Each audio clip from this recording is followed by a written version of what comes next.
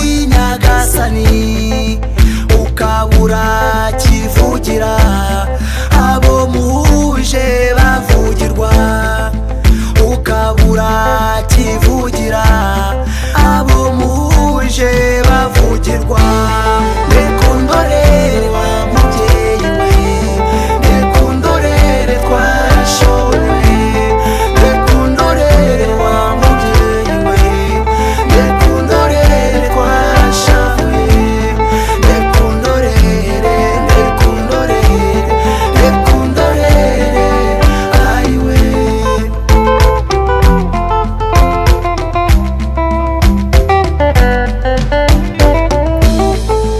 hari mwiki ridasanzwe bene kagisha twizihiwe byahindutse nk'ibyarugaju abara bacu bitaba inama bitabye inama bitaba imana bitabye inama bitaba imana nekundorere wa mubyeyi we nekundorere twashoboye nekundorere wa mubyeyi we nekundorere twashoboye nekundorere ayiwe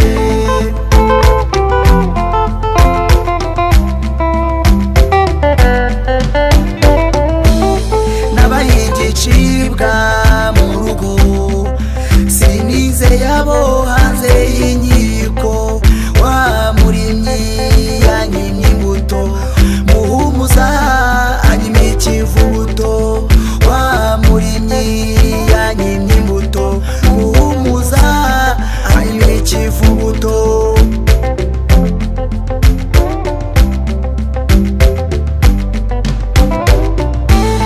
nekundorere wa mubyeyi we nekundorere twashoboye nekundorere wa mubyeyi we nekundorere twashoboye nekundorere ayiwe nekundorere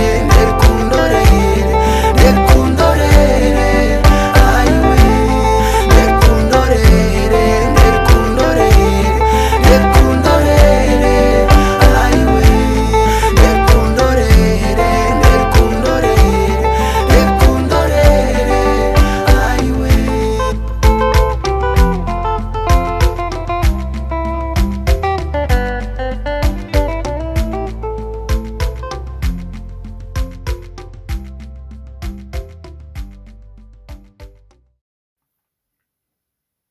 ndabasuhuje mwese aho muri hose mukurikiye kino kiganiro.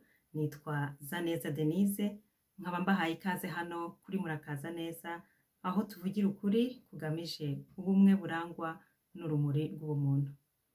Mbere yuko dutangira, ndagira ngo mbashishikarize mwese mutari mwiyandikisha gukanda subscribe no kanda kuri iyo nzogera kugira ngo igihe cyose ibiganiro bizajya bisohoka bizajye bihita bibageraho kandi mubisangize na bagenzi banyu. Uyu munsi dufite ikiganiro cy'umwihariko aho turi buze kuganira ku ntwari Aimable Karasira. Ariko mbere yuko dutangira, ndagira ngo bagenzi banjye dufatanyije kino kiganiro nabo babanze babasuhuze. Muraho, ndabashimiye. Nitwa Jean Ngendahimana, ndi umunyamakuru nkaba umushakashatsi hano ku mugabane w'Iburayi mu gihugu cy'Ubudage. Nishimiye kubana namwe rero muri kino kiganiro kiza kuvuga ku butwari bwa Karasira Aimable. Ubwo rero ndizera ko tuza kugira ikiganiro cyiza. Mwese aho muri mu bice bitandukanye by'isi ndabasuhuje. Nishimiye kubana namwe muri iki kiganiro tugiye kwizihiza intwari yacu Aimable Karasira. Ngewe ndi Constance Mutimukeye, ndabasuhuje kandi mubana amahoro y'Imana. Ndabasuhuje, nge nitwa Gatebuke, nanjye nishimiye kubana namwe muri iki kiganiro. Ikiganiro dushimira intwari kandi tukazishimira zikiriho, umuco mwiza wo gushimira kandi umuco wo kumenyesha abantu bakora ibikorwa by'ingirakamaro by'indashyikirwa bakiri bazima bagihari, aho kugira ngo tubibuke cyangwa se tubavuge tubaririmbe batagihari, barapfuye cyangwa se barishwe. Impamvu twifuje kwizihiza intwari Karasira ni uko abanyarwanda tugira umuco mubi n'akamenyero ko kuvuga abantu neza ari uko batagihari. Ugasanga abantu bakora ibikorwa by'indashyikirwa, ibikorwa by'ubutwari bigamije kuvuga ukuri, ibikorwa by'ubumuntu bigamije ubumwe n'ubwiyunge, bashyirwa mu kato, bagashyirwa mu kato n'agatsiko kari ku butegetsi, ugasanga n'abandi bose barakurikiye. Urugero natanga ni Kizito Mihigo. Kizito Mihigo yishwe na leta ya FPR Inkotanyi azira kuvuga ukuri, azira guharanira ubumwe n'ubwiyunge. Karasira Aimable ni umuntu wababaye cyane, ariko yerekanye ubumuntu burenze, ubumuntu abenshi tutageraho. Aimable Karasira yiciwe n'inkotanyi, yiciwe n'interahamwe, ariko mu Rwanda kuvuga ko wiciwe n'inkotanyi ntabwo byemewe, cyane cyane ko usanga bamwe mu babigizemo uruhare kuri uyu munsi bari mu butegetsi bafite imyanya ikomeye. Umuntu yakwibaza ati se Aimable Karasira ukomeje komora imitima y'abanyarwanda benshi badafite kivugira, badatinyuka kuvuga ibyababayeho, Aimable Karasira ni umuntu ki? Kugira ngo mubisobanukirwe, reka dutege amatwi abantu bamwe na bamwe ku isi hirya no hino bagiye badusigira ubutumwa bavuga kuri Karasira.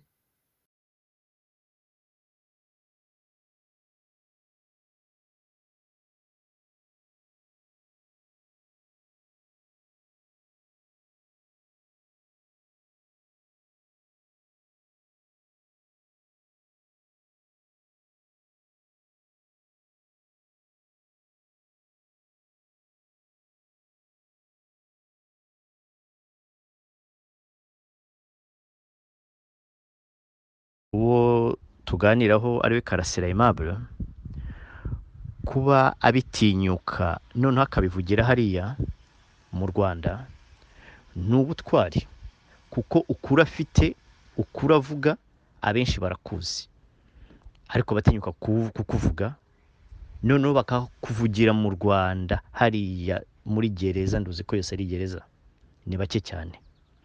Ibyo rero abagomba kubishimirwa, kumva ko nibura hari abamushyigikiye bamuri inyuma bamwumva kandi bagatinyuka kubivuga, kuko ni nko gutabaza ukabura ukutabara, ni nko gera umuntu atewe yavuze induru ntabone umwikiriza, icyo gihe uri kukunyukanyuka aranyuka akakurangiza.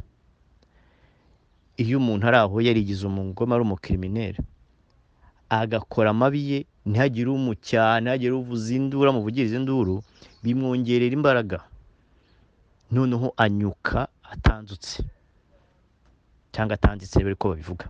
Ni ukuvuga ngo aranyuka rwose kuko aba ahawe rugari. Iyo haje umuntu nka Karasira akavuga ati dore ibibera hano, mu byumve kandi umenye, dore akarengane nahuye nako, cyane cyane ko Karasira we noneho avuga akarengane yahuye nako. Ntabwo avuga ibyo yasomye, ntavuga ibyo yumvishe he, avuga ibye, akavuga ibyo abona, akavuga ibyamubayeho, ibyabaye ku muryango we. Ibyo yagombye kugira uburenganzira ubundi ari ahandi hantu hazima, nk'uko abandi bemerewe kwibuka nabo kemera kwibuka be. Karasira rero mbabwira uyu munsi, njye Karasira ndamuzi kuva muri 1991. Karasira muzi mbere agifite ababyeyi, Karasira wa kera atari ubu ngubu abantu babona. Bityo birasubiza abantu bamwe na bamwe bajya bamwibasira ku mbuga n'abiha kumutuka bamwanjama, bibasubiza impamvu akora kuri iyo, impamvu ameze kuriya. Karasira Aimable muzi kuko twiganye mu iseminari y'Indera, twiganye Indera aho bitaga kwa Rwara, donc bamubwira ndamuzi neza. Karasira yari umwana w'umusore uhora yishimye, ntabwo ari uriya mubona rwose uhora useka uri joyeux babandi ahubwo wigira ati umuntu ajya abaseriye koko ukabona rwose arasabana ari umuntu utera amablage umuntu udategera abapadiri kuba umupadiri ubona yacaga ahantu bamwe mwisha mu nguni ukabona we tekada agiye imbere nta kibazo mu gihe cy'ibibazo ukaba yamanuka urutoki no padiri ibyo Karasira agiye kubaza padiri turabifatisha yombi ibintu nk'ibyo wa mwana ubona warezwe atarerewe mu bwoba nshatse kuvuga aho ngari mpasobanuriye ari naho mpamvu ubona Karasira ameze kuriya yababajwe cyane yababaye cyane muti gute Karasira hari abantu bajya bamwiha ku mbuga ngo ariko ngo abavuga kuriya ngo abandi se bo ntibapfushije n'abandi babuze ababo ariko reka mbasubize mu ngingo ebyiri abandi barapfushije ariko bemerewe kwibuka ababo bemerewe kubivuga ku mugaragaro bakanahozwa we ntabyemerewe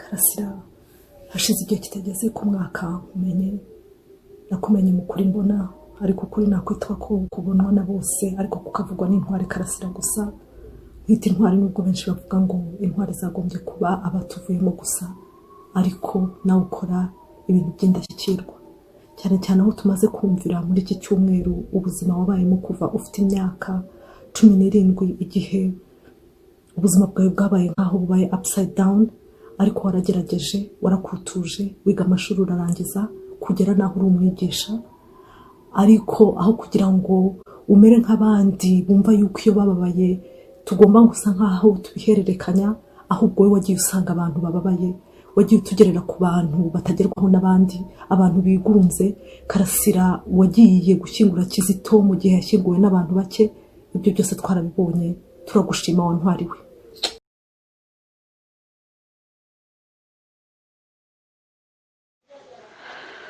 mukomere cyane amahoro y'Imana nabane namwe amazina ni yayane nimba toze Chandra ndi mu gihugu cya Uganda nanjye mfashe uyu mwanya kugira ngo nyire icyo mvuga kuri Karasira Aimable ntabwo muzi cyane ntabwo twabanye ariko muzi kuri social media niho namuboneye nka nkunda ibiganiro bye mu kiganiro ukuri mbona twigeze no kuvugana kuko nzi ko ari umugabo ugira ukuri mubwira nanjye byambayeho ni umugabo nakunze cyane afite ibitekerezo byiza ari kurwana urugamba rwose rukenewe muri ibi bihe tugezemo ari kurwana ha benshi niko nabivuga kuko dufite abagabo nka bariya rwose batanu mu gihugu ibintu byakwikora icyo musabira rwose ni imbaraga ntatinye ntago ari ibikangisha ari guhura nabyo ntabwo yagombye kubitinya kuko ibyo amaze kuvuga nibyo byinshi kandi burya umuntu ntashobora gutinya kuko hari intego aba yarihaye yihaye intego nziza yemera no kuzapfira igihugu rwose mu byo avuga ko we yiteguye ariko rwose ntacike intege si ukumushuka ngo ni ukumushyira imbere bimwe abanyarwanda bavuga ngo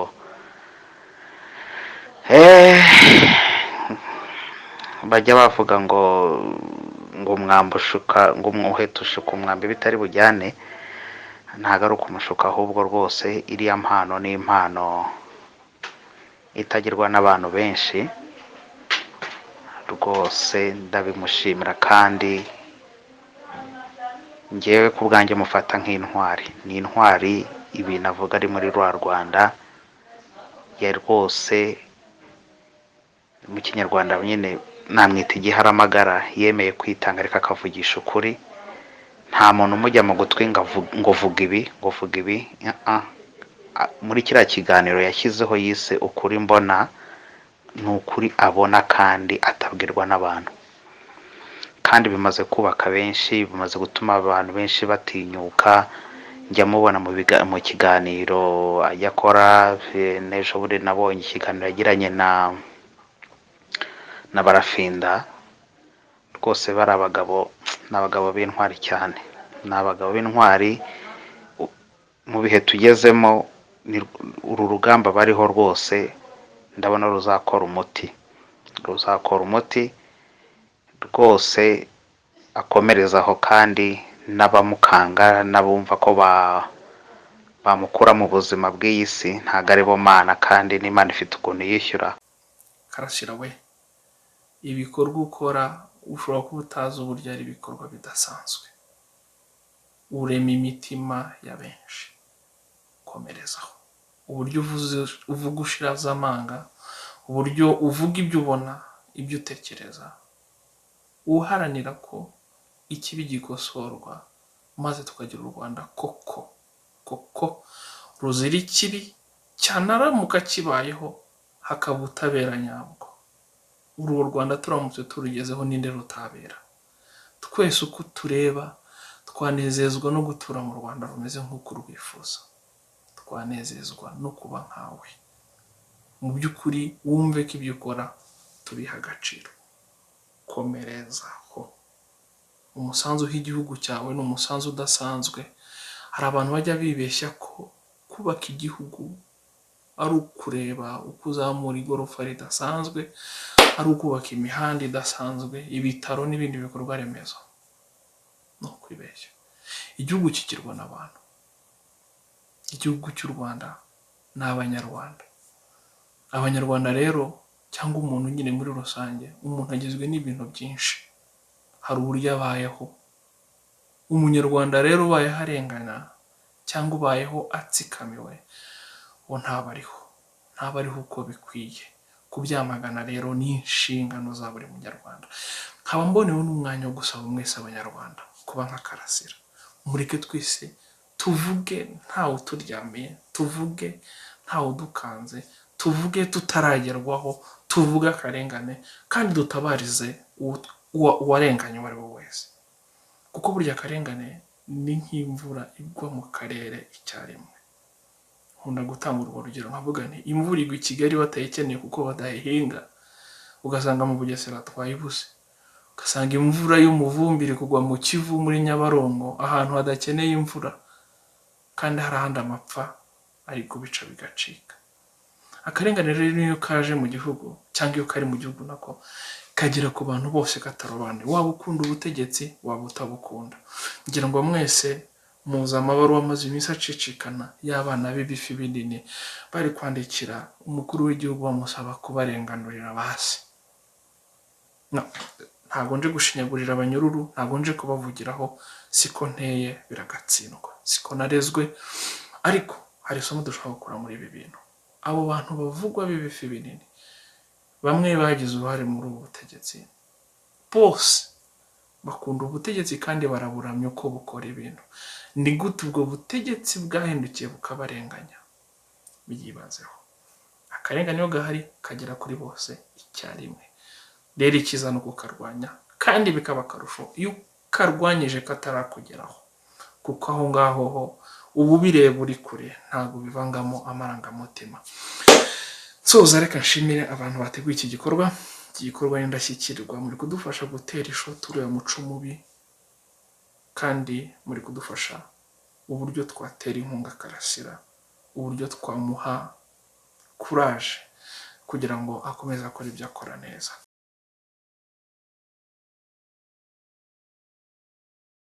Turabashimiye kubw'uyu mwanya muduhaye kugira ngo tubashe guhamya ibigwi biranga umuvandimwe wacu Aimable Karasira.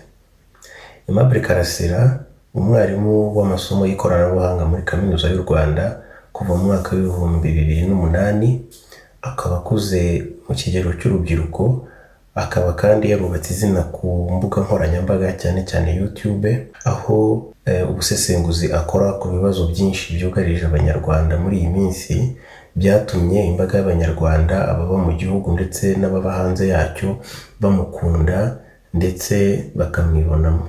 Muri iki gihe aho abanyarwanda babayeho mu bwoba baterwa n'ubutegetsi bwa FPR inkotanyi, bukanabacengezamo umuco wo gusebanya, kubaho mu binyoma, uburyarya, kutizerana, kuba banyamwigendaho, kugira amacakubiri ashingiye ku moko, ishyari. Uwahoze ari Profeseri Niga ariwe Aimable Karasira agaragaza ubunyangamugayo abinyujije mu busesenguzi ndetse n'izindi nyigisho z'ubuzima n'impanuro atanga abinyujije ku rubuga rwe rwa YouTube ukuri mbona. Twebwe mu ishyirahamwe Jambo Aisbel, Aimable Karasira tumubona nk'umuhanuzi mu Rwanda. Aimable Karasira arangwa n'ubutwari bwo kuvuga icyo atekereza mu gihe abandi batinya kuvuga kugira ngo bitabagiraho ingaruka mu buryo butandukanye. Aimable Karasira arangwa n'ubwigenge mu bitekerezo n'ibikorwa bye. Niyo mpamvu yageze n'aho ahimba indirimbo yise Cishwa, aho yumvikana yiyamiriza cyane abamutegeka kwanga abandi. Mu gihe abanyarwanda benshi cyane cyane abatuye mu Rwanda muri ibi bihe batinya kuganira ku mateka yabo ngo buri wese yumve agahinda ka mugenzi we kandi amwihanganishe, Aimable Karasira we yarabitinyutse aratobora yemeza ko FPR Inkotanyi yamurimburiye umuryango nyuma yaho arokokeye Jenoside yakorewe Abatutsi mu mwaka wa 1994. Igihe kirageze ngo abanyarwanda batangire gukurikiza urugero rwiza bahabwa na Aimable Karasira. Muri iyi minsi rero aho Aimable Karasira yibasiwe cyane n'ubutegetsi bwa FPR Inkotanyi bukaba buri kumutoteza bwototera kumwirukana ku kazi, kumutindahaza no kumugira igicibwa, ishyirahamwe Jambo Aisbel turahamagarira abanyarwanda aho bava bakagera cyane cyane abari mu gihugu ko bahaguruka bakifatanya na Aimable Karasira, umuhanzi n'umusesenguzi wabo. Jambo Aisbel irasaba abanyarwanda gushyira hamwe bagashyigikira ndetse bakanarinda mwarimu Aimable Karasira, bakamurinda itotezwa ari kugirirwa, kuko abanyabigwi nkawe ntibakunze kuboneka. Iyo babonetse tuba tugomba kubakomeraho. Murakoze.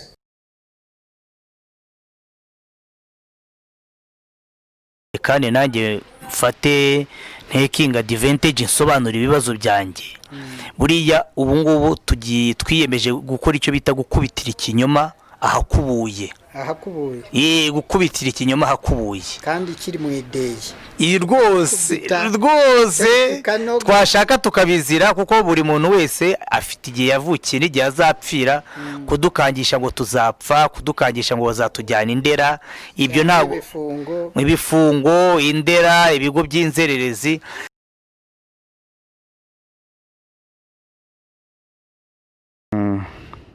Kizito Mihigo aradusobanurira yuko uko abantu bamufashe atari ko ari, ko bamwe bamufashe nk'umuntu w'ikihebe, umuntu washatse kurwanya leta, ariko ari umuntu muzima. Atari ko nanone ntago ari umumarayika, nta nubwo ari shitani, ni umuntu juste, ni ange, ni demo juste ime.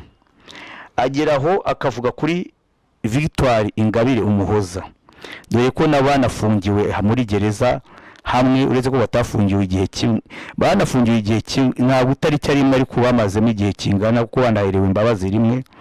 Avuga ko kuri Victoire yamukozeho ubushakashatsi cyane, kubera yuko Victoire hari disikuru yavuze akiza, imbwirwaruhame yavuze. Iyo mbwirwaruhame ayivuga ayivugira ahantu kuri memoriale, ahantu ku rwibutso. Arabaza ati ko nabonye hapfuye abangaba bishwe n'intera hamwe iyi Jenoside yakorewe Abatutsi, ko nyemera, ariko sabishwe n'inkotanyi bo bari hehe? Kizito akavuga yuko muri gitabo cye iryo jambo ryamufashije gushaka kumenya Victoire uwo ari wijana ku ijana, kubera yuko nabyari bihuye n'ibiri mu ndirimbo ya Kizito yitwa Igisobanuro cy'urupfu. Avuga yuko kuva yamumenya yamubonye ko ari umubyeyi mwiza, muri gereza bakajya bahura muri misa bakandikirana, babishuti gutyo. Ariko nanjye by'umwihariko mbivuze nkanjye Victoire tumaze guhura inshuro zigeze muri 2, ariko ibyo bamuvugaho mu binyamakuru, ibyo bamuvugaho bamusebya, uwamubona ni umubyeyi mwiza w'intangarugero, unatanga inama rwose za kibyeyi. Ngiye ku buryo n'igihe mwitira tantine, ntabwo Victoire ibyo bamuvuga ni ukumuharabika gusa kubera yuko avuga ukuri, nta kindi.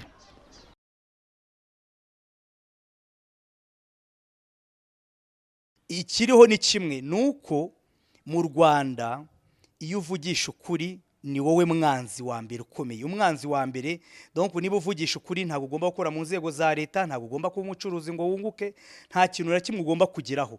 Kandi kuvugisha ukuri bajye babitekereza banabimenye, ntabwo ari ibintu twese ntituyobewe yuko guceceka ino mu Rwanda ari byo bitanga amahoro, ariko ni nk'uko umuntu agira ibirutsi akananirwa kwihangana akabiruka. Kuri uyu munsi rero abateguye ikiganiro bansabye ko mvuga kuri Munyangire ikomeje kuyogoza akarere cyangwa se sosiyete y'Abanyarwanda. Iyi Munyangire rero akenshi uzasanga iterwa nuko ari sosiyete itaramenya ko ibitekerezo by'abantu bitandukanye kure, ko uko byagenda kose abantu batazigera bahuza ibitekerezo kugeza isi irangiye n'ibizanarangira. Munyangire rero nk'uko mubyumva iva ku nteruro kwanga cyangwa se ku nshinga kwanga. Kwanga rero kikaba ari igikorwa akenshi igikorwa ngirana kiba hagati y'abantu babiri, umwe akanga undi bitewe n'impamvu runaka. Iyo rero hajemo ikibazo cyitwa Munyangire cyo kuvuga ngo kuko mwanga ndasaba n'uriya kwange n'undi akwange, icyo gihe bigiye kuba ikibazo kuko Munyangire iyi ibigendeye ku rwango n'ubundi ruhimbano rudashoboka na rimwe iyo abantu batekereza. Aha rero biraza kumusaba, ubwo nakoraga ubushakashatsi kuri Munyangire naje gusanga atari y'ejo bundi, ahubwo yarabanjeho yarigeze kubaho mu bihe by'Abanyarwanda ba kera, aho urugero nk'iyo umuntu yagiranaga n'ikibazo n'ibwami cyangwa se n'abandi bantu, byashobokaga ko nta muntu umugabira, nta n'undi muntu umuha ikintu bitewe n'ibyo bintu. Rero ukaba wagira ngo twasubiye mu bwami. Ikindi naje gutahura ariko usibye ku rwego rw'ubutegetsi n'urwa politiki no ku bantu ku giti cyabo, akenshi Munyangire ikunda kubamo urugero mfitanye ikibazo na Zaneza cyangwa se Godance cyangwa se Gatebuke, noneho nkasaba n'undi muntu ngo mwange cyangwa se nawe umwangisha. Ibyo bintu rero bikaba ari ikibazo gikomeye cyane kinakomereye sosiyete yacu, kuko abantu benshi bafite ibitekerezo bitandukanye bidahura neza n'ibyo bari ku butegetsi cyangwa n'ibya nyamwinshi, usanga bafite ikibazo cy'uko ari sisiteme, ari n'abantu b'icyabo basaba abandi kubanga kandi nta n'icyo bapfa. Munyangire rero ikaba ishoboka ahantu habiri, ikaba ishoboka muri sosiyete mu gihe hari ibintu bibiri. Icya mbere ni ubujiji, kuko ubundi ku muntu utekereza ntibishoboka ko umuntu yagusaba kwanga umuntu utabizi. Icyo ni icya mbere, cyangwa se wowe mudafite icyo mupfa nta n'ikindi kintu muhuriyeho, ukumva amabwire ngo mwange, ngo umwanzi w'igihugu, ngo yangiriye nabi, ngo n'umwicanyi, ngo niki, ukamwanga. Icyo gihe iyo umwanzi akenshi uba uri injiji, ndetse ahubwo injiji ya cyane. Icya kabiri naje kubona ni Munyangire ishoboka ahantu iyo ishyigikiwe na sisiteme z'ubutegetsi. Rero usanga akenshi ari sisiteme zinagoye cyane, kuko iyo ubutegetsi bukubonyemo kutari kuvuga rumwe nabwo, hari igihe mu rwego rwo gushaka abawushyigikira guhitamo gukoresha ibyo kwangisha abantu, bya bindi bita kwangisha abaturage ubutegetsi. Mu yandi magambo rero hari n'ukuntu ubutegetsi bwo bwangisha rubanda abandi. Ubwo ni ukuba byagenze. Munyangire ikaba ishoboka nyine muri sosiyete y'igitugu, aho abantu batemerewe kuvuga ibyo batekereza, kuko iyo abantu bavuga ibyo batekereza, Munyangire ntabwo iba igishobotse, nta nubwo bikunda. Ikindi Munyangire navugaho ni uko umwe uherutse kuyivugaho ni uwitwa Edouard Bamporiki, ubwo yavugaga ko hari umugabo umwe wari ufite mushiki we agasembwa ibwami, hanyuma yamusaba kumugabira inka, akamubwira ngo nzabanza njye kubaza ngo ibukuru. Icyo gihe ni ugushyigikira Munyangire. Birumvikana ko Munyangire yari yarafashe intera mu mateka y'u Rwanda, ariko kandi y'ubutegetsi, ariko kandi n'ubu ikaba ihari. Nkaba rero nshimira Abanyarwanda benshi bakomeza kuvugana na Karasira, mukaganira, mukaba inshuti, mutitaye ku bya politiki, kuko politiki yashaka zikavuga ngo Karasira ngo ni mubi, ngo ni umwanzi w'igihugu, ngo niki, ariko sibyo. Ni uko abayeho afite ibitekerezo bitandukanye n'ibyo bari ku butegetsi, bityo rero nta n'ikibazo ateye, ahubwo abantu bagakwiye kubyakira gutyo, kuko niba nanenga cyangwa se natwe tunenga, no kugira ngo ibintu bikosoke. Murakoze cyane rero, mugire ikiganiro cyiza, nakagaruka.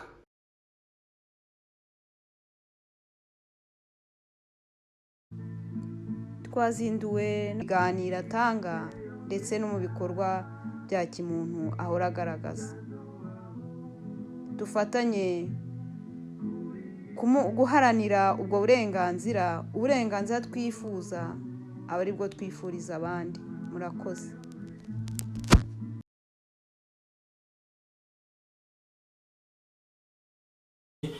nifuje kugira ikintu mvuga ku bijyanye n'ubutwari bwa Karasira. Nitwa Sempiga ari, nkaba ntuye mu gihugu cyo muri Afurika y'Epfo.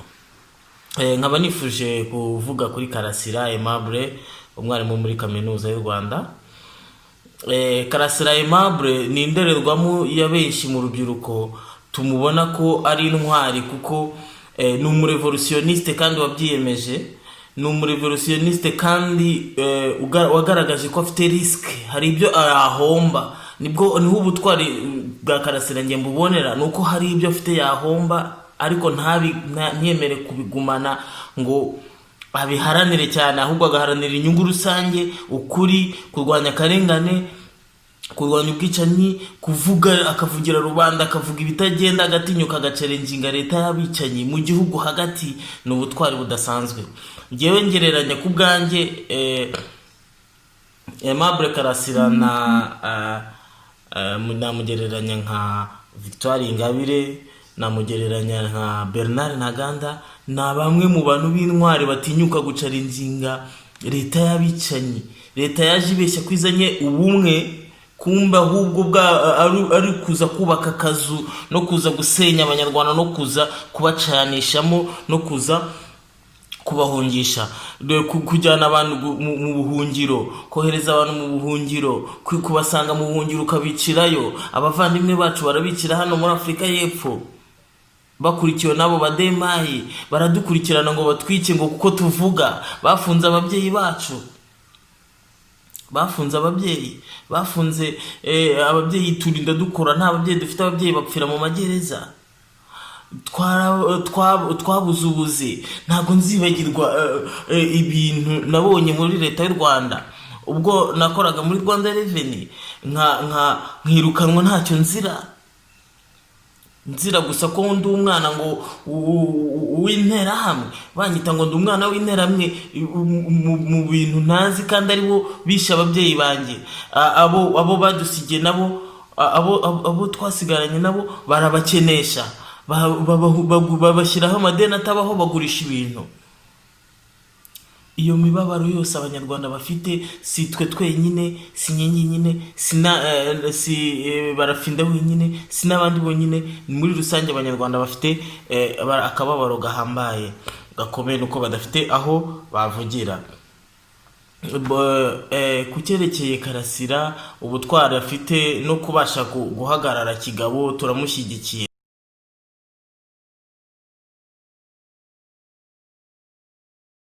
Muraho neza. Mwadusabye gutanga ibitekerezo ku ntwari Karasira.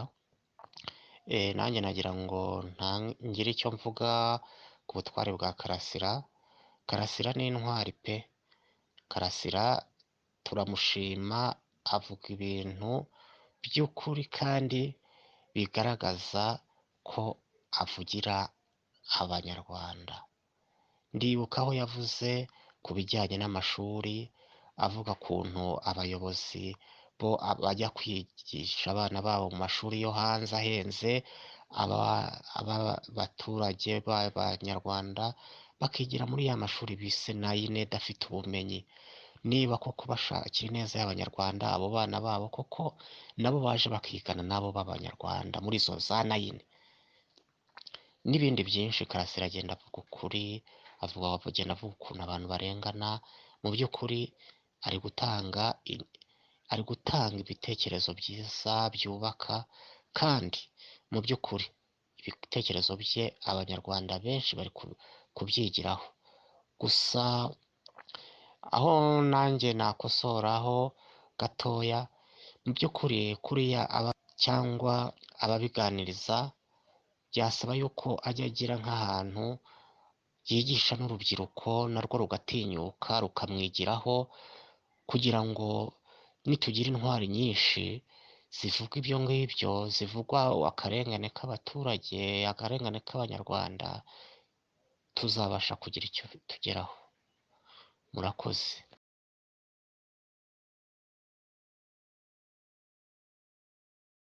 Nitwa Twishyire hamwe Jean Bosco, ndi mu gihugu cy'Ubudage. Uyu munsi nifuje kugira icyo mvuga ku butwari bwa Karasira Aimable. Karasira Aimable, mbere ndamushimira urubuga rwa YouTube rwe ukuri mbona rwaziye igihe, rwaradufashije twese nk'abanyarwanda. Yatweretse uburyo umuntu ashobora gukoresha ukuri yubaka ubumwe n'ubwiyunge.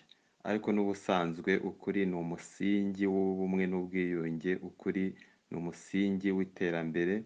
Ibibazo by'abanyarwanda nitudashingira ku kuri ngo twicare buri wese avugisha ukuri, abakoze ibyaha bavugisha ukuri banasabe imbabazi abanyarwanda, njye mbona nta kuri n'ubwiyunge bizagerwaho. Rero ndashimira Karasira Aimable ko nawe yabishumangiye akerekana yuko ukuri ariyo nzira yonyine ishoboka ku bibazo by'abanyarwanda.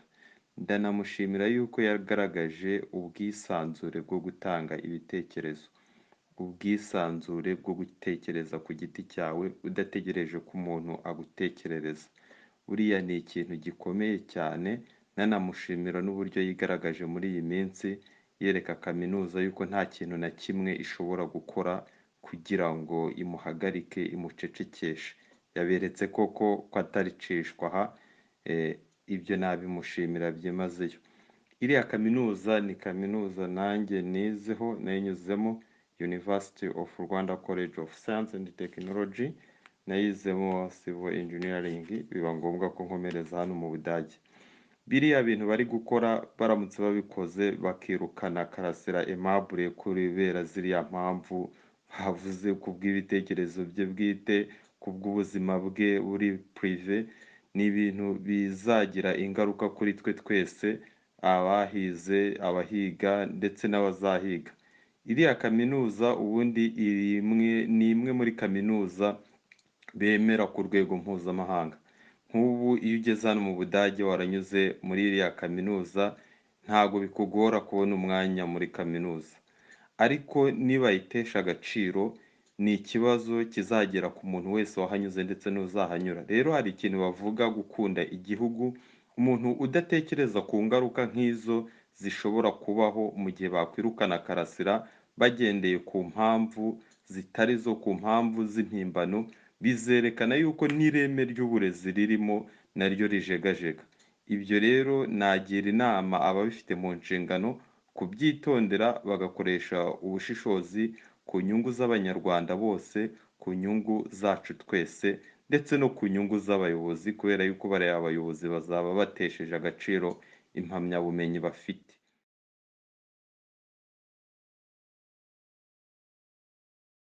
Tugomba gukora ibintu by'iwacu. Made in Rwanda ntabwo cyumva se? Yes. Niba uvuga made in Rwanda yishyira mu kuri, ambara imyenda yo mu Rwanda. Umwana wawe niyige mu Rwanda, wowe ubivuga abayobozi. Ababyeyi bawe nibivurize mu bitaro byo mu Rwanda. Nibivuza bakivurizanya na rubanda rusanzwe, muzamenya ibibazo byaho. Abana nibiga izi tuwere ukabirata ngo ni ibintu byiza, iyi kaminuza ukayirata, ariko abana bawe bakiga Scotland, bakiga Canada, bakiga USA. My friend, aho nta kuri kurimo. Ibi by'ubushomeri nta kuri kwigeze kubamo, ko mu gihe cyose Eshobone navugiye abantu baranashima ngo navuze biotechnology, hano yigeze kuba ikibazo isomo yitwa biotechnology, baravuga ngo birangiye ridakenewe ngo kumurimo. Hari n'ibindi bajye bavuga ngo tugiye gutanga ngo inguzanyo za buruse, ngo ugomba ngo kuba ufite ibi nibi, ngo ariko wizwe n'ibike warize bikenewe.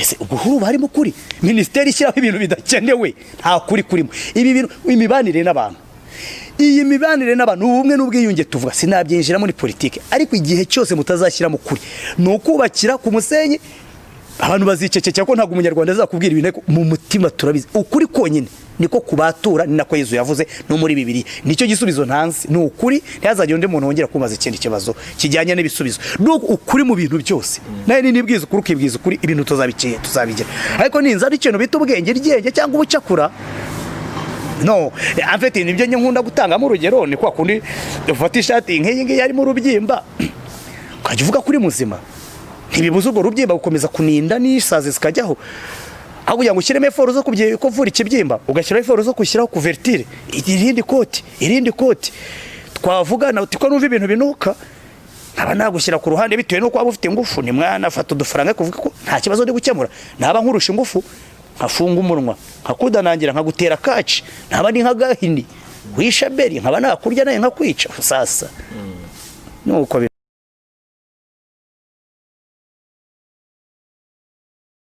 ukubita ibipfukamiro hariya irusororo cyangwa ushaka ibipfukamiro wiyemeze ko nta jambo uzongera kuvuga bijyanye n'ibintu bya politike ibyo byose birahita bikuvaho urumva rero kugeza ubu ni mu rungabangaba no gutegura ibaruwa byananiye bampaye iminsi idashoboka abo nagombaga kujyaho bafite ibitekerezo bitandukanye bamwe ku mategeko atabaho ari FPR yonyine yiberaho urakoze cyane Jean Ngendahimana kuri ibyo bitekerezo tugejejeho ushimira intwari yacu Aimable Karasira koko twirinde mu nyangire ngende Constance Mutimukeye ndabashimira mwese utwanye muri iki kiganiro nshimira n'abamaze gutanga ubuhamya muri aka kanya ndagira ngo mfate amasegonda make mbagezeho ubuhamya ubutumwa inshuti ya Jean y'umugabo yohereje Aimable Karasira yagize ati mon frère Karasira komera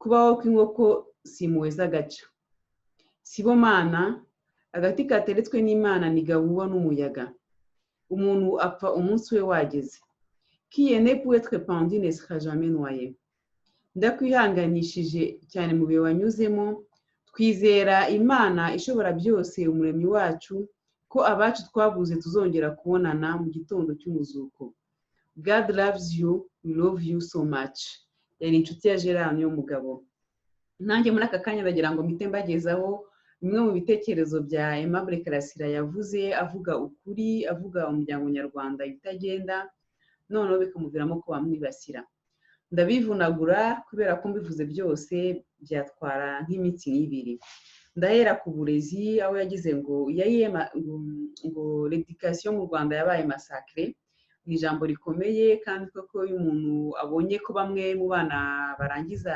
amashuri ya primaire batazi kwandika izina ryabo nuko uburezi mu Rwanda budahagaze neza icyo kintu yavuze leta nongera nifatanya na Made in Rwanda aho yavuze ngo Made in Rwanda igihera mu burezi no mu buvuzi baratubwira ngo twambare imyenda yakorewe mu Rwanda baratubwira ngo dukore ibiki byakorewe mu Rwanda umuntu yashishoza agasanga abana babo bariga muri Amerika bariga muri Canada no mu bindi bihugu byose byateye imbere bigashyira imbere uburezi bwabo nibige mu Rwanda Made in Rwanda Made in Rwanda bayiha agaciro bakiza abana babo mu burezi bwo mu Rwanda rikamite mvuga ku kindi kintu yavuze akomeje kugenda avugaho ni uko yavuze ko ubukungu bw'u Rwanda bushingiye ku buhinzi n'ubworozi ku myuga no ku bukerarugendo ariko wajya kureba mu itangazamakuru ugasanga ibiganiro ku buhinzi n'ubworozi ari bikeya wabaza urubyiruko ati se koko ninde muhinzi wa mbere wo mu Rwanda ninde mworozi wa mbere wo mu Rwanda ugasanga nta muntu ushobora kugusubiza ugasanga abantu bose barangariye mu ndaya zibagiye kwambara ikariso ugasanga itangazamakuru n'ibyo biganiro barimo barashyiraho ugasanga amaview yose ari inyuma y'ibyo biganiro bitazagira akamaro u Rwanda rw'ejo ugasanga ari ibiganiro ugasanga ni ibiganiro byo kurangaza abantu cyangwa ugasanga twese duhugiye mu kureba imipira tutareba n'ikipe yacu ko tutayiteje imbere ugasanga turimo turareba za Arsenal turimo turareba za PSG ugasanga amafaranga y'u Rwanda agiye muri ayo makipe kandi ikipe y'u Rwanda iri inyuma ubwo ngubwo Karasira arashishikariza abanyarwanda kuzamura imyumvire yabo bakava mu kurangara bakareba ibintu bifitiye inyungu igihugu reka ntangirize ku masengesho gusenga ni ikintu cyiza kubera Imana ni ikintu cyiza ariko iyo ari byo umuntu ahugiyemo ari umukene akabyo ajyamo n'amafaranga make afite akayashyira mu 1/10 abantu bakajya gusenga. Karasira yemera Imana kuko mu biganiro bye nicyo kintu urabona ko akunda Imana, ayizi kandi ayemera cyane, ariko akatugaya twe abanyarwanda ukuntu twabaye abafarizayo bajya gusenga kugira ngo twiyerekane, tugatanga kimwe cya cumi kugira ngo twiyerekane. Byajya gushaka mu gushyira mu bikorwa ubutumwa bwa Bibiliya cyangwa ubutumwa batwigisha, ugasanga nta muntu uhari, ugasanga n'abo bantu bayobora ayo madini barimo barabikora mu nyungu zabo. Reka ndangiriza aha ngaha. uko nababwiye, ibitekerezo bya Aimable Karasira ni byinshi cyane, mushobora kubisanga kuri chaîne ye UKURI Mbona TV n'ahandi hose yagiye anyuza ibiganiro. Muri aka kanya hagiye kunyuraho indirimbo ye yitwa Cishwaha, noneho tse dukomeza twumva ubundi buhamya mwagiye mutwohereza. Murakoze.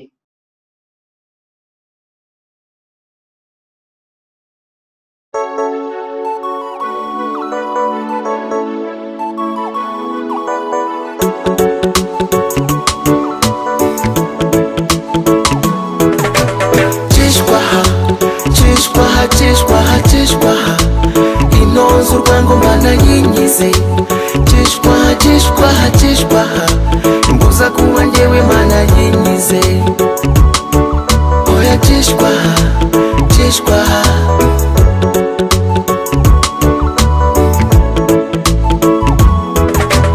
natangiye mu bwana nkoresha imoso, meterese kurepa ngo nandikishe injo, vyebare nawe ati komeza imoso, buri cyo ndeka ndetse nicyo mitamo. Cishwa mu mikorere, cishwa mu myemerere, ntangira gusenga nk'abandi bana bose, rukurikira izindi mu madini y'ubu, jya mu bakirisitu naho masanga cishwaha, abagatolika, abadive ndetse n'abayehova, bahayi n'abaporo ndetse n'iza gitwaza. Cishwaha inoze urwango mana yinyize. Cishwaha mbuza kuba njyewe mana yinyize. Oya cishwaha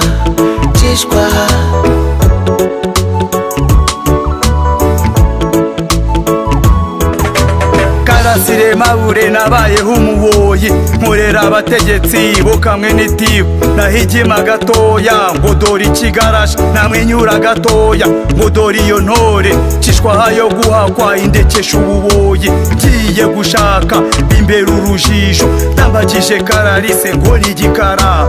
Imiryango yacu ntitubana n'ibikara, bandagira Zubeda ngo kuko ari inzobe, ubwo ndeka burundu kuzashaka na rimwe. Cishwaha inoze urwango mana yinyize. Cishwaha mbuza kuba njyewe mana yinyize. Oya cishwaha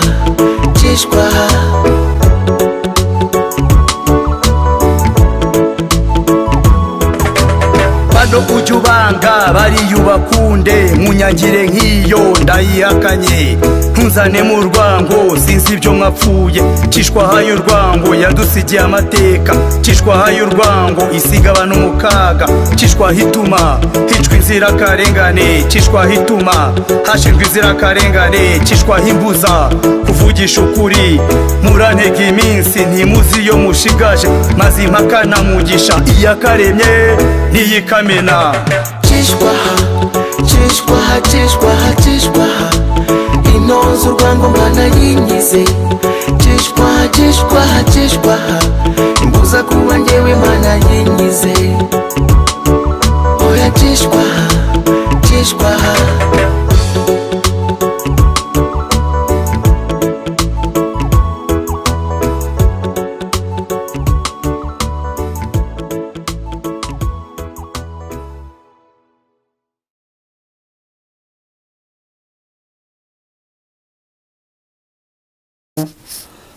njye amazina yanjye rero nitwa Remy, nkaba nanifuje gutanga ubutumwa kuri umuvandimwe Karasira Aimable. Karasira Aimable rero ni intwari y'u Rwanda, ni intwari tubonye tuyikeneye mu gihe gikomeye cyane. Ni umuntu wabashije kutwereka yuko u Rwanda rugifite intwari nubwo ari nkeya, ariko hari abantu bake bagibasha kuvugisha ukuri batabikesheje kuramuka amaramuko, badakesha kugira ngo bahakwe nyine nk'uko tubimenyereye ahubwo bakavugisha ukuri kubera ko ari ukuri nta kubogama nta kureba uruhande cyangwa amateka. Ni ikintu gikomeye rero Karasira arusha abandi bantu benshi, arusha abantu b'abanyabwenge dufite ngo bize za PhD bafite impamyabumenyi zo mu rwego rwo hejuru. Ni ibintu byinshi arusha abanyamadini, abo dufite abapasiteri, abayimamu b'abayisilamu, ababishops, abakaridinari n'abandi bose dufite mu Rwanda b'abanyamadini, ariko bicara gusa badashobora kuvugisha ukuri, bumva yuko ibintu bijyanye n'ukuri yuko bitabareba cyane, mbese bakagerageza kubitera umugongo, bagatera umugongo ibikorwa bikorerwa abaturage, ibikorwa bikorerwa bene igihugu bidafite ikindi bigamije usibye kubambura ubumuntu, kubashyira mu bukene. Ibyo rero nibyo Karasira yarushije abandi, yabarushije ubwo butwari bwo kwerekana ikibi yuko ari kibi, yuko nta kwitiranya ikibi n'icyiza. Karasira rero aho uri umenye uko abanyarwanda uko tungana, bamwe ndabizi ntago babishimira yuko ibintu nk'ibi ngibi bibaho, ntago babishimira yuko hakumvikana abantu bakuvuga ibigwi, ariko ubyumve hariho abanyarwanda babizirikana, hariho abanyarwanda bafite ishimwe rikomeye cyane kuri weho. Mbese ntago dushobora kubona uko twagushimira kuko ibintu ukoze muri iki gihe gitoya kuva aho utangiriye YouTube channel yawe ya UKURI mbona, ni ibintu bikomeye cyane urebye imitima y'abantu bamaze kumva yuko kwibonamo, bakabona yuko uri umuntu ushoboye kunga abanyarwanda nyuma yuko tubuze umuvandimwe Kizito Mihigo. We yari umuhanzi, we yari afite ukuntu abikora ku buryo mu bihangano by'abantu babashaga nyine guhita bumva ubutumwa atanze, ariko kuva aho uzanye YouTube channel yawe abantu batangiye kubona uko n'ubundi ya message ya Kizito nawe uri mu murongo umwe n'uwo Kizito yari arimo. Ni ibintu rero by'agaciro. Murakoze kumpa ijambo, ndabasuhuje cyane mwese abavandimwe namwe nshuti muri gukurikirana ibi biganiro hano kuri chaîne Murakaza Neza. Nitwa Singira nkabo Bikorwa Freeman, nkaba nanjye ndi umwe mu bantu bayobora ibiganiro mu Kinyarwanda kuri studio Umutwari. Nkaba nishimiye cyane aka kanya mu mpaye ko kugira ngo mbaganirize kuri uyu muvandimwe wacu Karasira Aimable. Karasira Aimable kuva umunsi wa mbere nabonye ibiganiro bye yanguye ku mutima, namufashe mufata nk'umunyarwanda w'intwari, umunyarwanda uvugisha ukuri, umunyarwanda udapfana ijambo, kandi umunyarwanda utavugira mu matamatama. Kuvugisha ukuri kwa Karasira Aimable biri kumuviramo gutotezwa. Ari gutotezwa n'ababisha bagize agatsiko ka leta y'u Rwanda, bamuziza ukuri, bamuziza ubusa.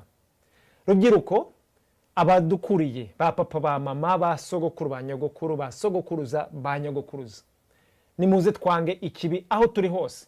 Twange ikibi kiri kugirirwa uyu muvandimwe wacu Karasira Aimable, kimwe nk'uko biri kugirirwa n'abandi nkawe. Uyu munsi ntitube ba ntibindeba, kuko ejo wasanga ari wowe biri kugirirwa. Nkaba ndi kugira ngo kubw'umwihariko nsabe mwese abari hanze y'igihugu muri kumva iki kiganiro, muri gukurikirana iki kiganiro, kugira ngo dutabarize uyu muvandimwe wacu Karasira Aimable muri ibi bihugu turimo. Tumubwire ababene gihugu bandi amateka ye ntasibamo, tubabwire icyo ahagarariye, tubabwire ibyo yemera, bamumenye, bamenye icyo ahagarariye, kugira ngo amateka ye ntazigere asibamo. Uyu munsi agatsiko kari muri leta y'u Rwanda kari gushaka kumwivugana nk'uko bivuganye uriya muvandimwe wacu Kizito Mihigo. Tubyangire ahagaragara uyu munsi, dukurikirane abantu bose bari kugirira nabi umunyarwanda uwo ari we wese, yaba ari mu gihugu cyangwa se hanze y'igihugu, kandi dutangiye no kubiryoza abayobozi b'igihugu, uhereye kuri perezida ukagera kuri mudugudu.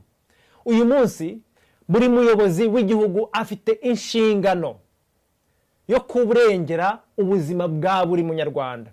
Si nabyo byonyine, n'itegeko nshinga ritwemerera buri munyarwanda wese kugira ubuzima butagira umuze. Ni ngombwa rero ko buri muyobozi w'igihugu yita kuri izo nshingano arengera ubuzima bw'abandi banyarwanda.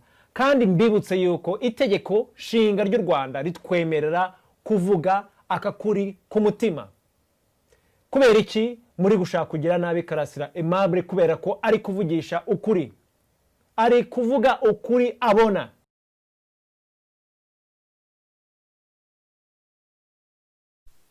Bonjour chers amis, mon nom c'est Patrick Habamenshi. Je vais faire mon message en français parce que je veux que nos amis qui ne sont pas rwandophones puissent aussi connaître cet être exceptionnel qui est Karasira Aimable ou Zaramba. C'est difficile de trouver les mots pour décrire Karasira. Le mot héros, bien sûr, vous avez très bien choisi. Bien sûr, le mot vérité, c'est également le mot qu'on associe à Karasira. Mais je pense que Karasira est tellement beaucoup de choses à la fois qu'on ne peut pas le faire tenir en un seul mot. Pour moi, Karasira a représenté quelque chose de différent et de nouveau dans le panorama de notre pays. Culturellement et aussi avec les coups que nous avons reçus dans l'histoire collective du pays et dans nos histoires individuelles, nous avons tendance à tout garder à l'intérieur, de tout garder à l'intérieur, de voir des choses et de ne pas le dire, ou de le dire d'une manière déguisée, d'une manière utiliser des paraboles, ou le dire peut-être de le voir aujourd'hui et le dire à quelqu'un 2 semaines après dans une autre circonstance. Ce sont des traits culturels qui sont là, mais que l'histoire a aggravés vraiment de manière très dramatique. Et soudain, Karasira est apparu dans ce panorama-là. Il est apparu presque de nulle part, sauf que moi j'avais le privilège de le connaître depuis l'enfance. Mais soudain, il est apparu dans notre panorama depuis comme de nulle part et il est venu et soudain, on voit cet individu qui est là et qui dit toutes ces vérités. Pas des mauvaises vérités, juste des vérités. Il dit ce qu'il pense. Et on lui pose une question et il ne fuit pas la question et il y répond. Il touche à des sujets que d'autres voient et partent en courant, s'éloignent très rapidement pour que personne ne les associe à ces sujets-là. Donc, non seulement il est apparu dans notre panorama comme quelqu'un qui dit ses vérités, mais aussi il a été très clair dès le départ que c'est quelqu'un qui n'a pas peur, quelqu'un qui est courageux, mais en même temps qui ne le fait pas pour défier qui que ce soit. Et quand on voit la manière dont Karasira s'exprime, il n'est même pas quelqu'un qui le fait parce qu'il veut se faire remarquer. Non, c'est qu'il y a quelque chose qui se passe et il faut qu'il commente dessus. Et je trouve que c'est tout à son honneur. Et il y a eu une grande évolution. Ça fait à peine 1 an que Karasira apparaît sur YouTube dans sa chaîne UKURI Mbona. Et en cette année-là, en une année, il a beaucoup évolué. Il a grandi, il a mûri. Alors qu'au départ, on se disait, voilà, on a tout vu avec lui. Non, on n'avait pas encore vu le tout de Karasira.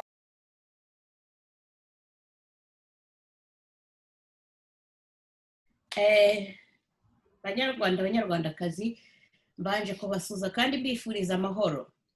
Mbere na mbere mbanje gushimira Denise wa Zaneza washyizeho uyu mwanya wo kugira ngo tuvuge icyo dutekereza kuri Karasira uzaramba. Nge ku giti cyanjye ubutwari bwe mu by'ukuri nta wundi munyarwanda wabayeho mu bihe byacu wigeze abugira, bwo kuba yemera agahagarara aho abandi batemera guhagarara, akavugisha ukuri kwamubayeho cyangwa birimo bibera ku banyarwanda muri iki gihe mu Rwanda. Mu by'ukuri ni nk'urupfu, ari hagati y'urupfu. Urabona iyo FPR uvugishije ukuri uba ugomba gupfa, nta kindi uba warangije kugera mu mwobo. Umwobo rero yarangije kuwugeramo, ari nayo mpamvu nshimira ko rwose umuntu wagize igitekerezo cyiza cyo gushyiraho kuvuga ubutwari akiriho. Ni byiza, ahubwo ndifuza ko hajyaho abanyarwanda bakunda ukuri, bakunda ubumwe, koko duharanira ko twese twazageraho, bashyireho igitabo gishya cyo kwandika intwari zacu twebwe abanyarwanda twihitiyemo, atari zo tubwiwe na FPR. Ariyo mpamvu rero numva ko Karasira azajya muri icyo gitabo, akaba ari uba intwari ya mbere twanditse muri icyo gitabo. Of course hari abandi tugomba kugishyiramo, ndumva na Kizito Mihigo warangije kuva ku isi nawe azagomba kukijyamo. Muri make ndumva aribyo nashakaga kuvuga. Ndamushimira cyane Karasira kandi akomeze, ariko mpamagara n'abanyarwanda bose bari mu Rwanda, cyane cyane abacikacumu ba jenoside y'abatutsi yabaye ku batutsi, n'abacikacumu y'ubwicanyi bwa FPR yakoreye abahutu, bahaguruke. Iki nicyo gihe kirageze kubona umuntu avuga uko umuhutu yishwe mu gihugu, akafungwa, akicwa nk'uko Kizito byamubayeho, none bakaba barimo bagera amajanja na Karasira, baramukuye ku kazi ke, bakaba barimo bamuharasinga.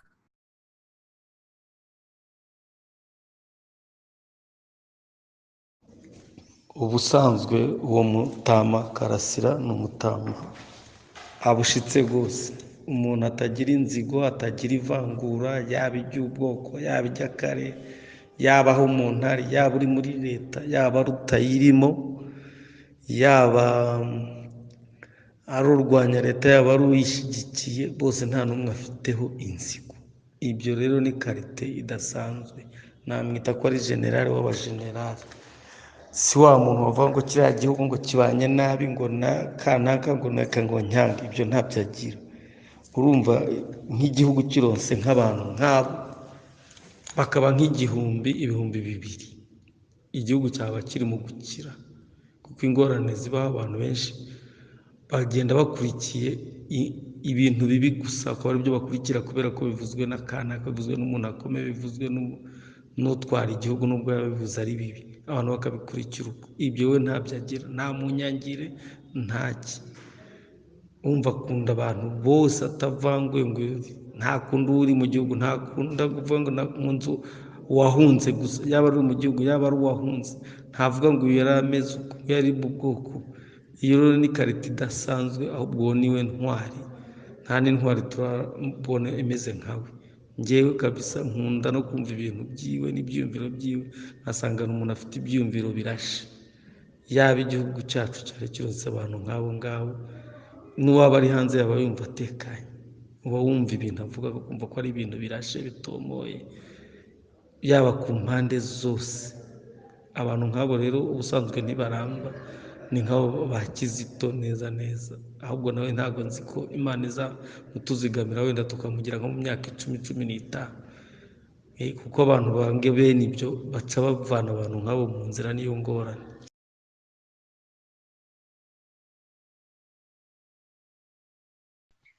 Mama rero yarazi igifaransa, ngira ngo hari ahantu bayoborwaga na ibingira. Mama rero ukuntu yarazi igifaransa, akajya asobanurira abantu hagati abashaka imiti, abarwaye amadiyare n'ibiki. Mama arahamenyera, aranagaruka, azi Kigali, ubundi ibizaba ku bantu. Aradusura ati ibintu ni bizima, ati gusa abitubwira mu magambo ye, ati abantu bari hariya hakurya bakora ubwicanyi burengeje.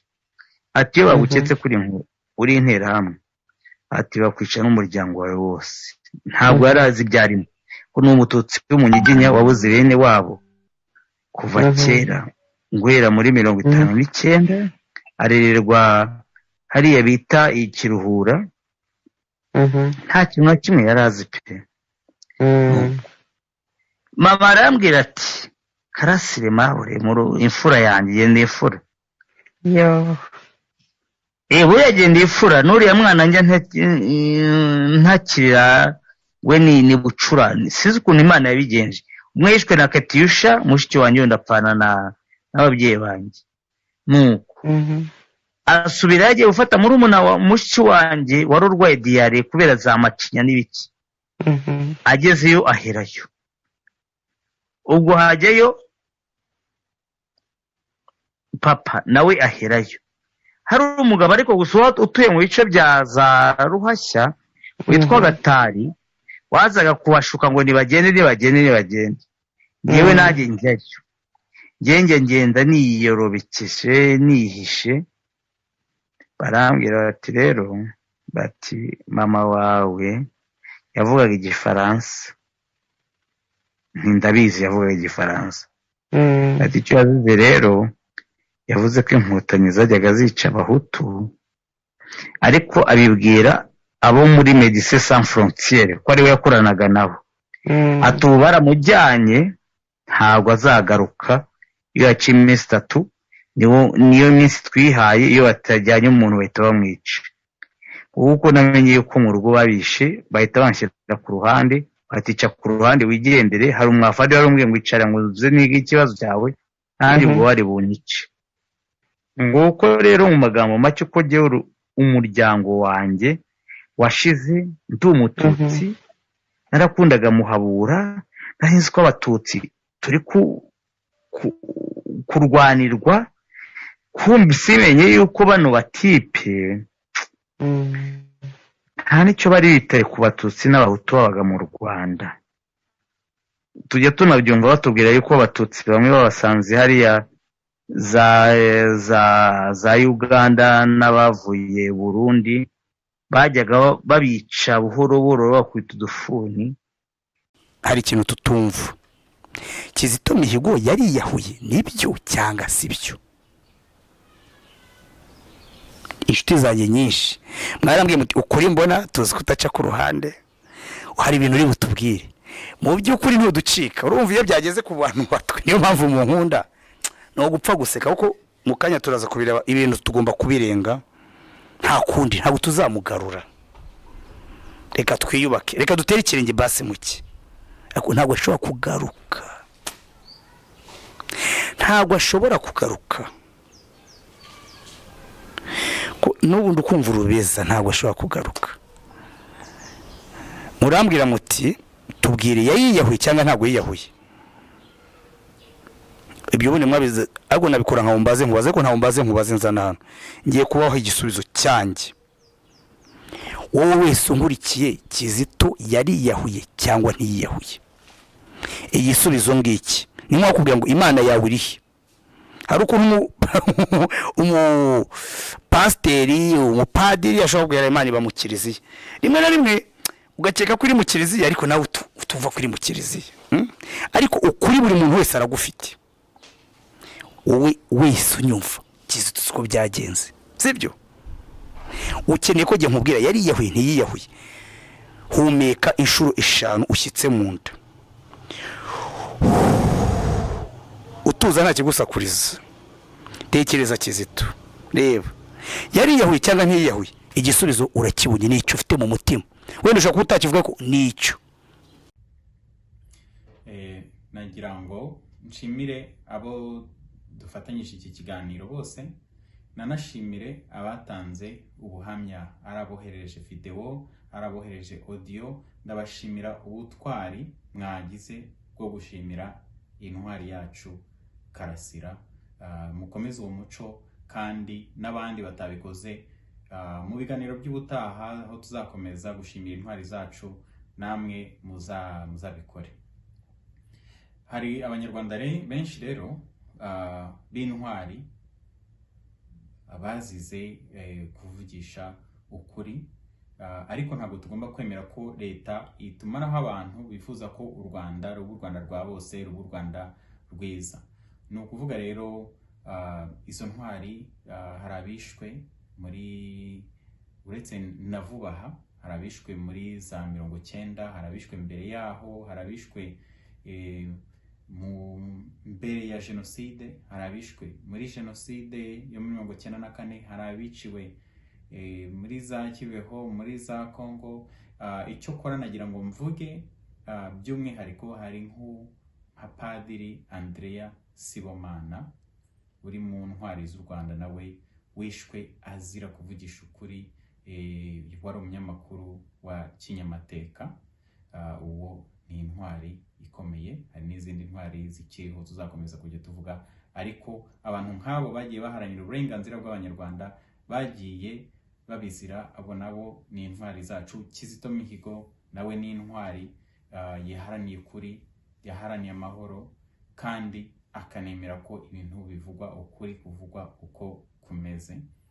Sinabarondora rero ngo mbarangize, reka nabibutse ko ubu ngubu mu kintu cyugarije u Rwanda hari abicanyi, abajenosideri bari mu butegetsi batari babihanirwa. Hari abantu urugero, reka mpere ku rugero rutoya. Karasira Aimable yiganye n'umuntu wakoze ubwicanyi witwa Kigurube, menya bamwita Lewis Kigurube. Uwo muntu ubu ngubu asigaye ari umuntu ugendana n'abajenerali bo mu Rwanda, uretse ko nabo bajenerali nabo n'abajenosideri kuko bakoze jenoside muri Congo. Abo bose hari n'abandi ntago nabarondora, ababaye ba generali ba kera mbere ya 1994, hari n'abajenerali bo mu nkotanyi baturutse hanze y'igihugu, ni benshi. Ariko icyo nshaka kubavugaho nuko abo bajenerali n'abo bicanyi bose bari mu gihugu batari bahanirwa ubwo bwicanyi bakoze. Twebwe kubera ko ntabwo igihugu gifite ubuyobozi bwemera ubutabera bwuzuye. Ubutabera bwacu ni ukuri kwacu, uko kuri kwacu ni ukukuvuga. Buri munyarwanda akavuga amateka ye, akayivugira, mbese ku buryo atazigera yibagirana, kubera ko burya guceceka nabyo ni ugupfa umuntu ahagaze. Muri make ibintu bikorwa ubu ngubu bikorerwa abanyarwanda ni ukubica mu bundi buryo, ni uko abantu bagenda barapfuye bahagaze kubera ko badashobora kuvuga amateka yabo, kuvuga ukuri kwabo. Uko kuri kwacu rero, uko kuri kw'abanyarwanda, turakomeza gusaba buri munyarwanda kukuvuga. Ikindi, kutemera ukuri. Kubona iyo urebye leta ukuntu ikora nk'ibintu byo kwibuka, par exemple nk'ababyeyi ba Karasira ntabwo bibukwa, ni icyerekana ko ubwiyunge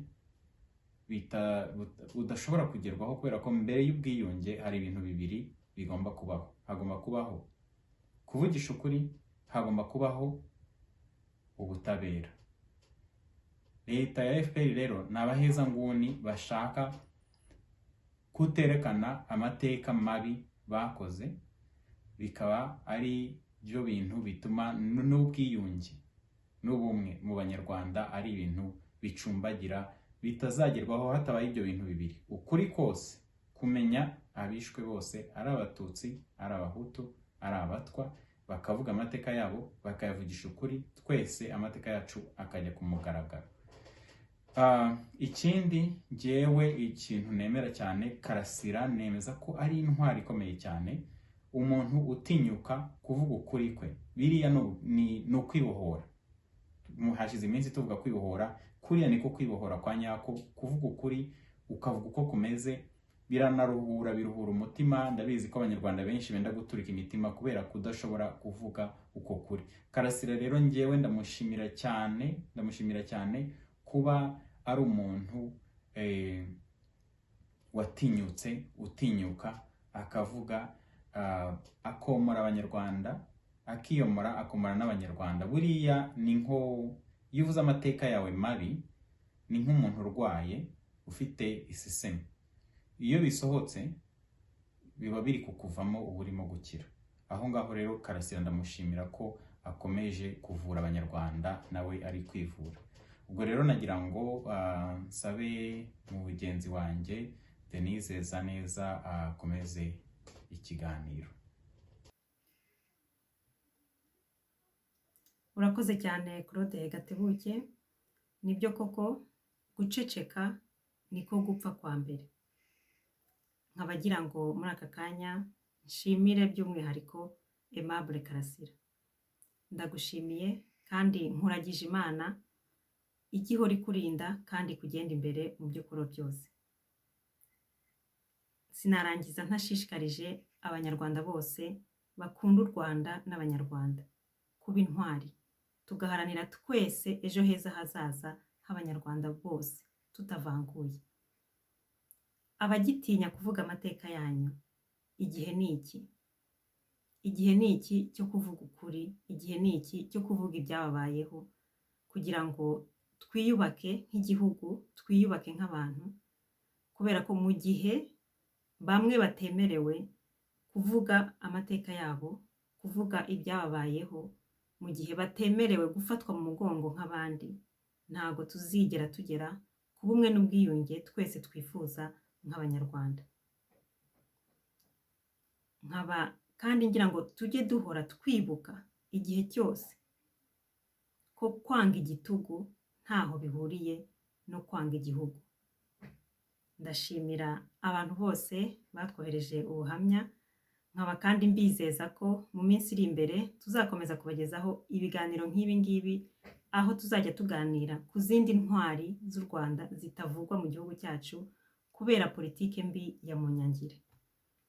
Izi ntwari zikaba zarakoze cyangwa zikora kuri uyu munsi ibikorwa by'indashyikirwa, ariko bikaba bidashobora kuvugwa mu Rwanda. Mudufashe dukomeze uyu muco wo kubashimira bagishobora kutwumva, wo kubashimira bakiriho. Ndagira ngo nshimire bagenzi banjye twafatanyije kuyobora kino kiganiro, aribo Constance Mutimukeye, Jean Ngendahimana na Claude Gatebuke. Ndabashimye namwe mwese mwakurikiye kino kiganiro, nkaba ndangiza mbifuriza aho muri hose amahoro y'Imana. Nawe utaha.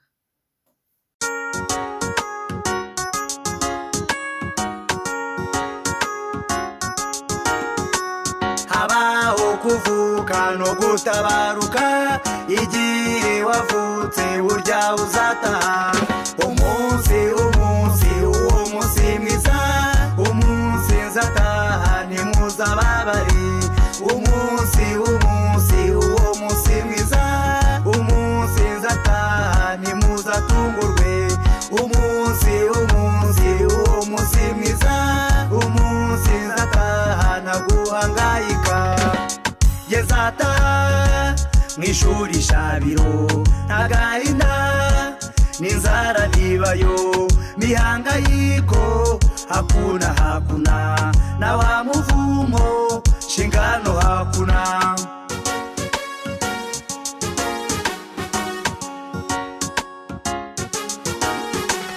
Umunsi uwo munsi mwiza, umunsi nzataha ntimuzababare. Umunsi uwo munsi mwiza, umunsi nzataha ntimuzatungurwe. Umunsi uwo munsi mwiza, umunsi nzataha naguhangayika.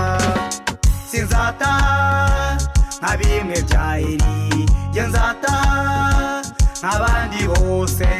Nzazira indwara cyangwa impanuka, ukwiyahura cyangwa Babiloni.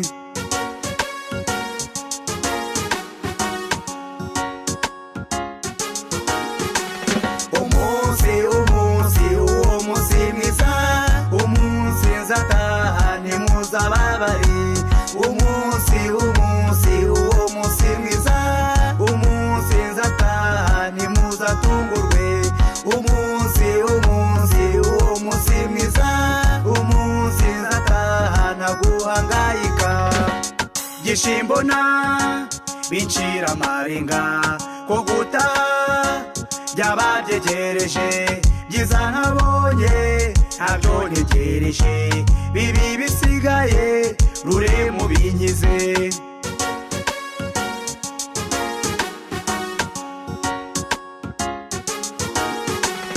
Umunsi uwo munsi mwiza, umunsi nzataha ntimuzababare. Umunsi uwo munsi mwiza, umunsi nzataha ntimuzatungurwe.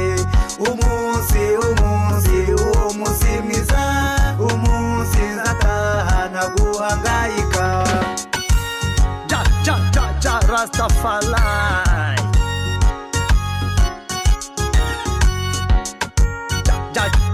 Ja Rastafari Selassie. Bake muri mwe bizabababaza, benshi muri mwe bizabatangaza. Bati Karasira yasize abivuze, bati Karasira yari umuhanuzi.